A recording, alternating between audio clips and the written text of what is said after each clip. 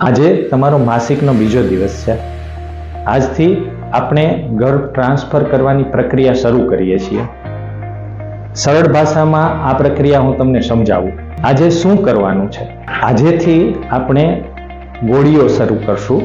આ દવાથી તમારું ગર્ભાશયની અંદરનું પડ સારું બને છે. દવા નિયમિત અને સમયસર લેવી ખૂબ જ જરૂરી છે. અને હવે તમને અમે નેક્સ્ટ ચેકઅપ માટે માસિકના 12મા દિવસે એટલે કે આજથી 10 દિવસ બાદ બોલાવીશું અને 12મા દિવસે સોનોગ્રાફી કરી અને ગર્ભાશયની જાડાઈ તેમજ તેની વાસ્ક્યુલારિટી એટલે કે બ્લડ સપ્લાય વિશે તપાસ કરીશું. 12મા દિવસ પછી શું થશે? તો 12મા દિવસે પડ યોગ્ય જાડાઈનું હશે તો અમે ગર્ભ ટ્રાન્સફર માટેની આગળની પ્રક્રિયાઓ શરૂ કરીશું.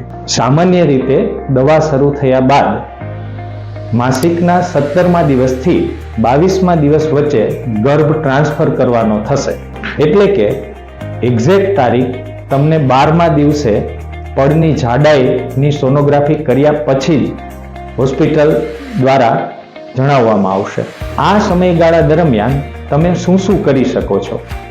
ખોરાકની બાબતમાં તમારે કોઈ પરેજી રાખવાની જરૂર નથી. ફળ, દૂધ, શાકભાજી, છાશ, દહીં, પનીર, ચીઝ, માખણ, ડ્રાયફ્રૂટ બધું તમે લઈ શકો છો. માત્ર જનરલ હેલ્થને ધ્યાનમાં રાખી તીખું અને જંક ફૂડ ન લેવું. દૈનિક કામકાજ તમે બધા કરી શકો છો.